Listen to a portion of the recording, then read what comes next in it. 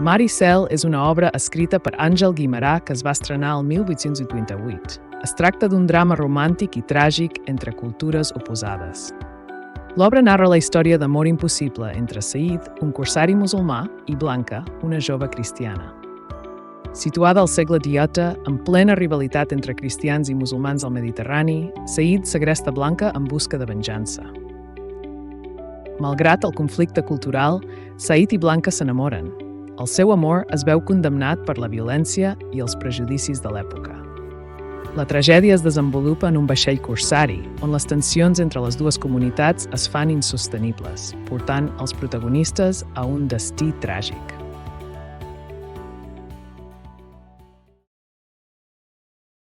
L'amor entre Saïd i Blanca és prohibit per la seva procedència i religió.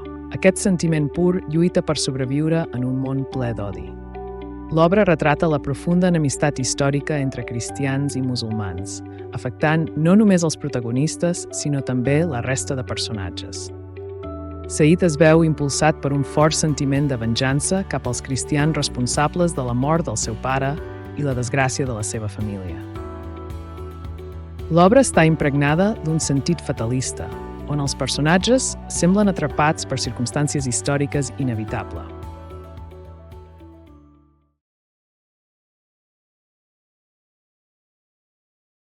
El primer acte s'inicia al vaixell de Saïd, un corsari musulmà que ha capturat diversos presoners cristians. La tensió és palpable entre musulmans i cristians.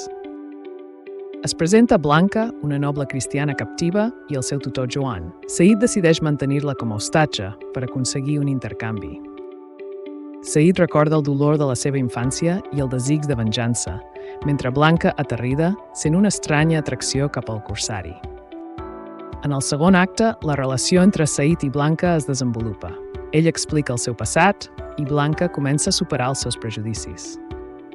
Els mariners musulmans, especialment Hassan, temen que la bondat de Saïd cap a Blanca pugui portar problemes en la venjança. Saïd i Blanca s'acosten encara més. Blanca entén la humanitat de Saïd, cosa que provoca la intervenció de Joan per separar-los. En l'últim acte, Blanca i Saïd declaren el seu amor. Tot i saber que és impossible viure junts, l'amor és vist com un sacrilegi. Joan organitza una rebel·lió amb els altres presoners i esclata la violència entre cristians i musulmans. El final és tràgic. Saïd i Blanca decideixen llançar-se al mar, preferint morir junts que ser separats per l'odi de les seves comunitats. Saïd és el protagonista masculí, un corsari musulmà que busca venjança contra els cristians.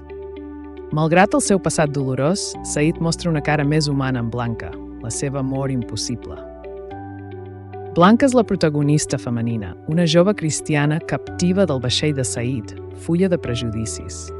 A mesura que avança la història, Blanca es va enamorant de Saïd, atrapada entre la fe i l'amor.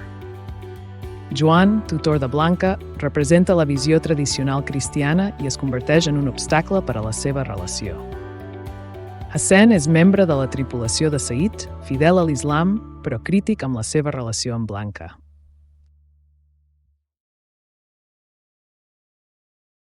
Tota l'acció de Mar i cel transcorre al vaixell de Saïd, que navega pel Mediterrani. Aquest escenari representa l'aïllament dels personatges. El vaixell representa el viatge emocional dels protagonistes, simbolitzant el destí incert que els espera.